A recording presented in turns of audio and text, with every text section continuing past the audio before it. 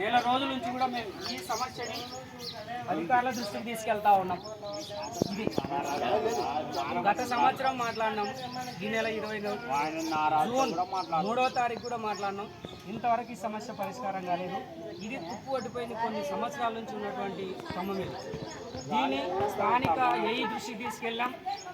AE దృష్టిలో మాట్లాడితే AE గారు 4 రోజుల్లో ఈ సమస్య పరిష్కారం అవుతుందని చెప్తా ఉన్నారు. ఈ స్తంభం ఎక్కడో లేదు, కూతవేటు దూరంలో అలంపూర్ చౌరస్సుకి 7 కిలోమీటర్లు, అలంపూర్కి 7 కిలోమీటర్ల దూరంలో లింగనవాయి గ్రామంలో ఉంది. ఈ సమస్య పరిష్కరించండి మహాప్రభు అని చెప్పేసి గతంలోనే చేసినాం. ఇంతవరకు రేపు మాపంటూ రూపు లేకుండా అవుతుంది. ఈ స్తంభానికి అనుగుణంగా ఈ కరెంటు తీగలు వాలి ఉన్నాయి.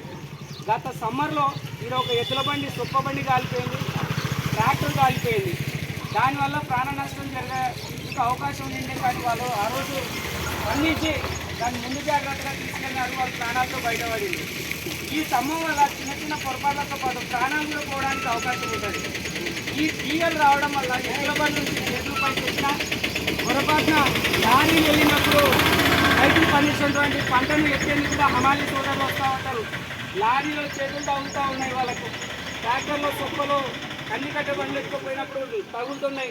ప్రమాదం ఉంది అని చెప్పి మహాప్రభు అనేటువంటి మొత్తుకుంటున్నా కూడా ఇంతవరకు ఏ అధికారి కూడా స్పందించడం లేదు. స్థానికంగా ఉన్నటువంటి ఎంపీడీఓ లేదు, ఎంఆర్ఓ లేదు, ఎమ్మెల్యే గారు లేరు, ఏఈ గారు కరెంటు వాళ్ళైతే మరి నిర్దాక్షిణ్యంగా ఈరోజు వాళ్ళు ప్రశ్నిస్తూ ఉన్నారు. రైతులు కస్టమర్లు వచ్చినప్పుడు చేస్తాం అని చెప్తా ఉన్నారు. కానీ అది ఎందుకో చేయడం లేదో వాళ్ళు చేయమనన్నా చెప్పాలి. వాళ్ళు చేయకపోతే మనం ఎక్కడ పోయి చేయించుకోవాలని కూడా మనకు అవగాహన ఉంది.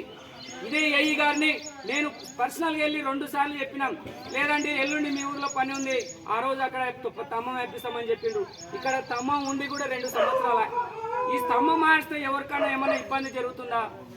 ప్రాణాలంటే లెక్క లేకుండా పోతున్నాయి రైతు సోదరులవి. అధికారులు స్పందించాలి ఖచ్చితంగా, లేకుంటే ఏఈ ఆఫీసు ముట్టడిస్తాం ఇదే రైతులతో కలిసి. డిఈ గారు, ఏడీ గారు, ఏఈ గారు చూసి చూడనట్టు పోతున్నారు. అంటే ఇక్కడ ఉన్నటువంటి కాలనీ వాసుల ప్రాణాలు కావా? మీరు మీ వృత్తి ధర్మాన్ని ఏ విధంగా అయితే పాటిస్తున్నారో ఇక్కడ ఉన్నటువంటి రైతులు కూడా వాళ్ళ ప్రాణాలకు కూడా సెక్యూరిటీ ఉండాలి కదా. ఇప్పటికైనా స్పందించండి. రేపు వచ్చేటువంటి వర్షాకాలంలో పంటలు ఒక 2-3 నెలల్లో పంటలు ఇంటికి వస్తాయి, ట్రాక్టర్లు వస్తాయి, లారీలు వస్తాయి. లారీలు ఇంటి పంటను తీసుకెళ్ళడానికి బయట నుంచి అనేకమైనటువంటి వాహనాలు వస్తున్నాయి. ఆ వాహనాలలో హమాలీ సోదరులు ఉంటారు, కార్మికులు ఉంటారు.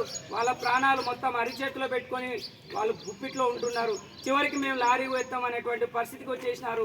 అందుకని అధికారులకు మరొకసారి మేము డిమాండ్ చేస్తూ ఉన్నాం, ఖచ్చితంగా ఈ పోలుని మార్చడంతో పాటు ఈ కింద ఉన్నటువంటి తీగలను మొత్తం సర్చ్ చేయాలి. లేదంటే కూడా ఖచ్చితంగా మీ ఆఫీసు దృష్టి తీసుకెళ్తాం, మీ ఆఫీసు దిగ్బంధం చేసి కూడా నేను ఈరోజు డిమాండ్ చేస్తూ ఉన్నా.